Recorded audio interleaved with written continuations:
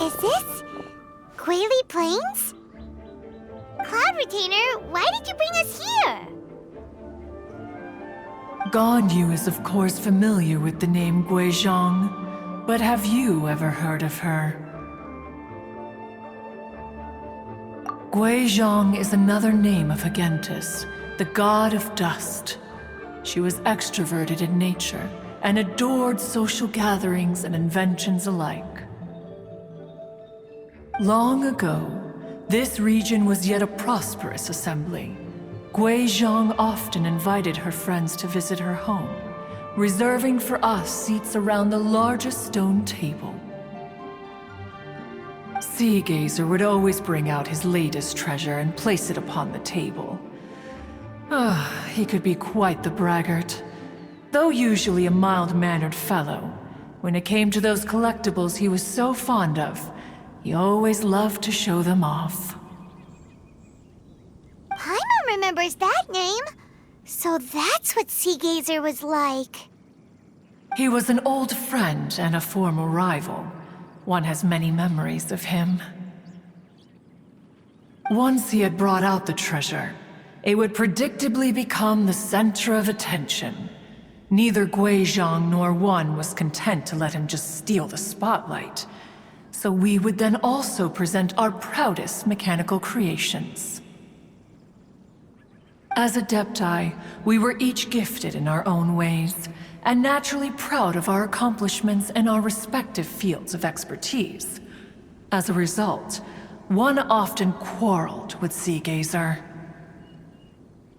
His treasures were not even of his own making. He just used his exploration skills to dig them out of the ground. How, pray tell, could he compare to me, when every single one of one's accomplishments were crafted by one's own hand? Cloud Retainer, you are getting competitive again. One digresses.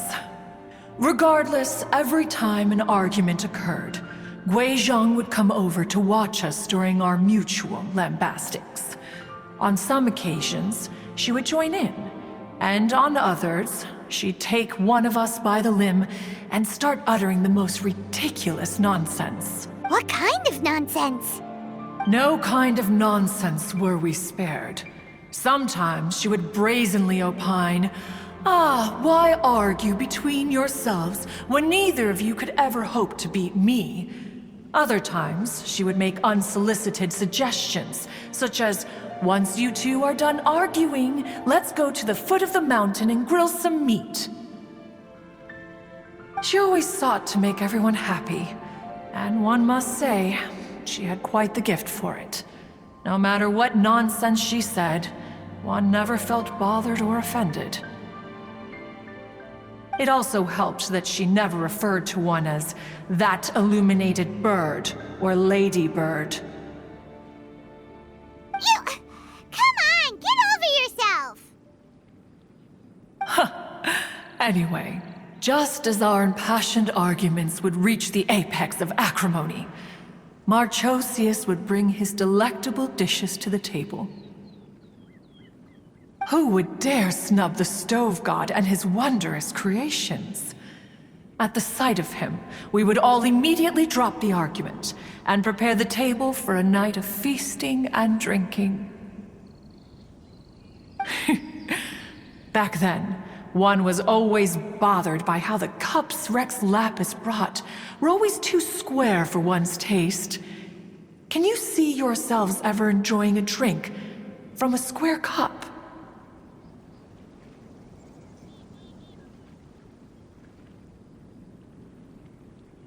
Then you are most tolerant, but that is its own virtue. Even one could never find fault with Marchosius's cooking. As we ate, Guizhong would continue to find topics for conversation, filling the table with humor and laughter. Each of those old fossils had their character flaws and points of obstinacy. So why was it that whenever we dined together, we always had a marvelous time? We would drink together from a spot high in the mountains until the moon set and the sun rose, and only then would the banquet finally come to an end. Streetwood Rambler would often remain to admire the flowers with Guizhong before returning to her own abode. The glaze lilies were far more abundant back then. Entire fields of them would appear to the eye as a veritable sea of flowers. Streetward Rambler? That would be Ping. You probably know her as Madam Ping. Oh, okay. Wait, this is a lovely story and everything, but didn't we come here to find that Adeptus from Mr. Dvorak's story? Or are you saying that it was Guizhong? Didn't she, already, Alas, long has one avoided this place for precisely that reason. The sights here are a reminder of a time long gone, and evoke much sorrow. One should have guessed that you would disrupt one's poignant moment of mourning with your incessant questioning. No matter, one will share the whole story with you now. In times gone by, one quarreled oft with Guizhong concerning mechanical principles. We each had our ideals, and neither would yield. Under the pretext of a social gathering, one invited the impartial Rex Lapis to judge the quality of our creations. But Rex Lapis declared that Guizhong's obscuro vulpus mechanism was superior. Though one was too proud to acknowledge it, in one's heart, one knew that Guizhong was indeed the superior talent in the mechanical arts. As for the story between Guizhong and Streetward Rambler, that begins with a certain bell. In Guizhong's opinion, while mechanisms were no substitute for human composers, they were yet capable of producing simple but fine melodies. But Streetward Rambler believed music to be an expression of the soul, an emotional enterprise that could never hope to be replicated by machinery. They argued endlessly, until one asked Rex Lapis to intercede. He confiscated the bell and designated it for ceremonial use. Thereafter, one would often find them convening in the mountains, discussing music, mechanics, and all the affairs of the mortal world. But these good times were not to last. War broke out between the gods, and soon engulfed the Guili Plains. Guizhong was overpowered by the enemy, and fell in battle. When Streetwood Rambler and I arrived at the scene at long last, all that remained among the ruins was her lifeless body. After this, at Streetwood Rambler's request, Rex Lapis granted her the cleansing bell for safekeeping. To honor our friend's memory, one made a few finishing touches to her ballistic device. Many lantern rites have passed since then. Many greetings and goodbyes. Upon what do you gaze? The Guili Plains? No. It's everything.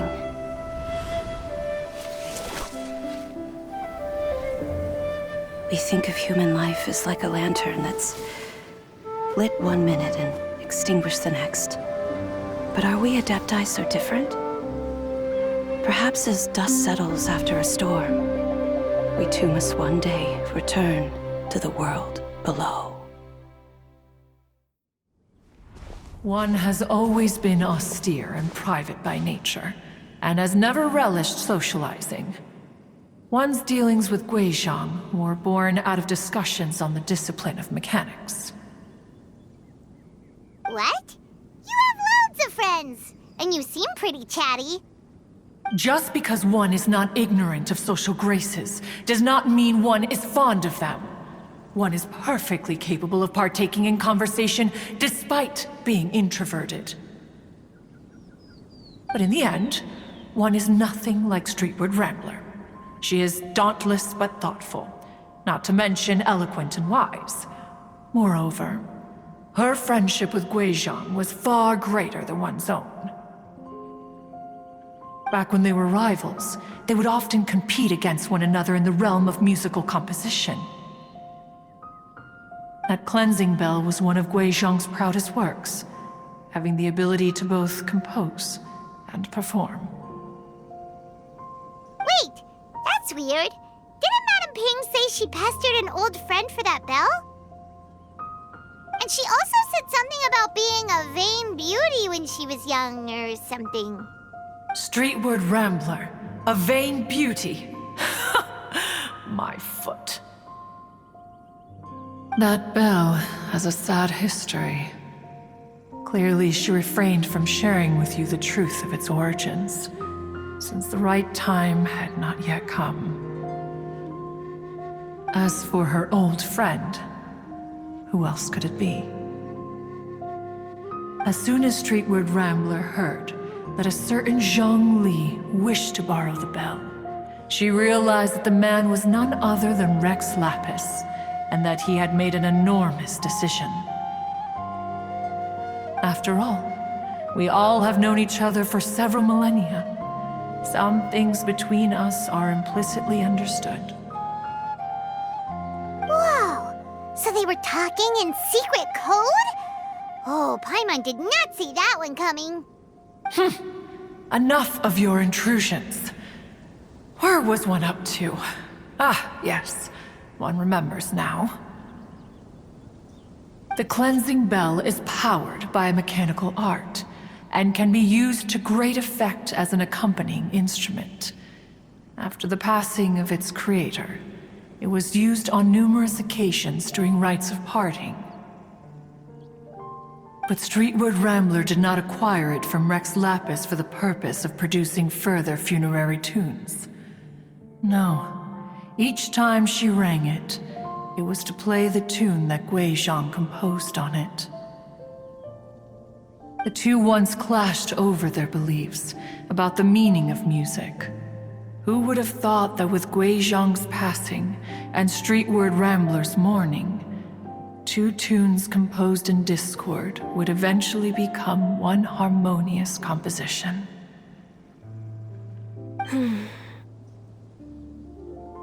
Once upon a time, Streetward Rambler also loved gatherings, liquor, and music.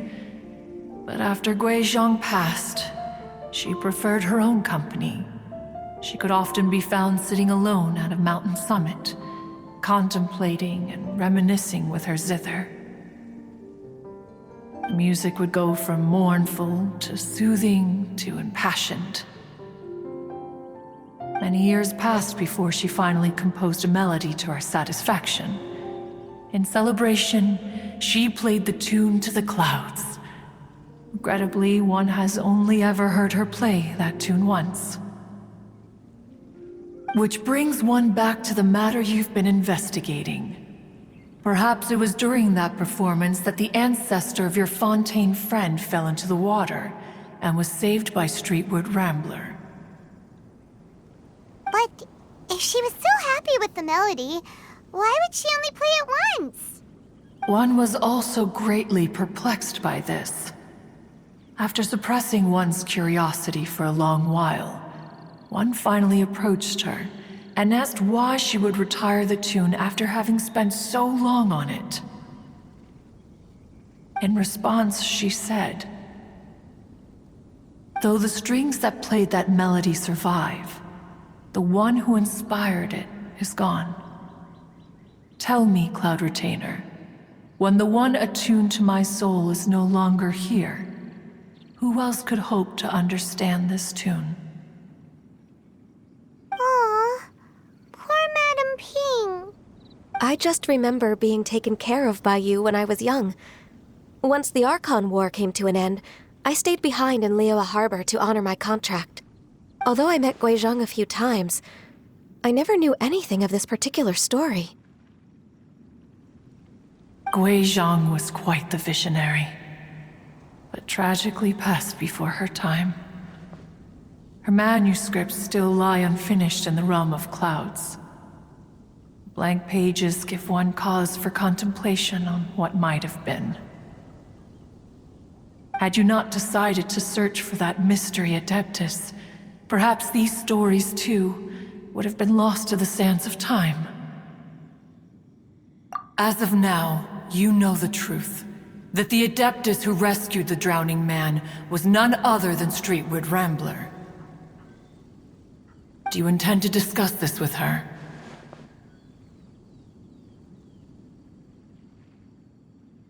Do you mean Ping might find the topic too distressing? Precisely. The passing of our old friend is a heavy topic that both of us are usually careful to avoid. If I may be so bold, Cloud Retainer, could it be that this is just your own personal opinion? Oh? How so? I've been in Liyue Harbor for quite a long time now, and I've witnessed many farewells along the way, so I too am well acquainted with the pain of the passing of a loved one. But this doesn't bring the city or its people to a standstill. They have to keep moving forward. Someone as perceptive and wise as Ping will surely have come to understand and embrace this. Though these immortal mountains have lost an Adeptus, the harbor of mortals has gained a wise elder. No loss can ever be undone, but there is always much that can still be gained. Ping has helped countless people, and will guide many others in the years to come. And all to whom she extends a helping hand become her friends. People she can admire flowers and discuss music with. Though it is heartbreaking to lose a kindred spirit, life goes on, because there are new friends waiting for you further down the road. We even asked Madame Ping what she thought about adding a music festival to this year's Lantern Rite.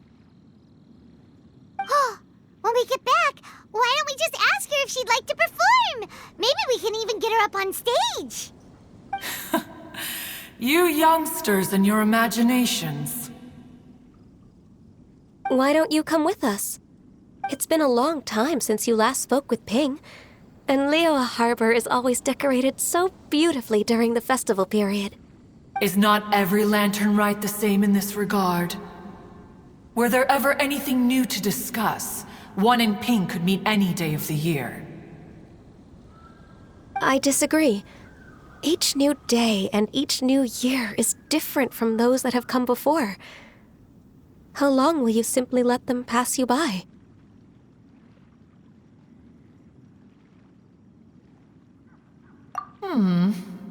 The edibles she brought this time were indeed quite delectable. Very well. Then one will be off. If the other old fossils have sneaked away into the city to amuse themselves, one shall soon find out. All right. We should be getting back to the harbor as well. We don't want to keep her waiting. Once the Guili Assembly, now the Guili Plains. Say, if we planted flowers there and cared for them carefully enough, do you think that one day we'd be able to recreate the sea of glaze lilies? Allow one to take back one's praise from a moment prior. You are still far too given to flights of fancy, child. What? Cloud Retainer? You were still listening? One observed that you were making no effort to leave, and returned to chasten and hasten you. This time, one is departing in earnest.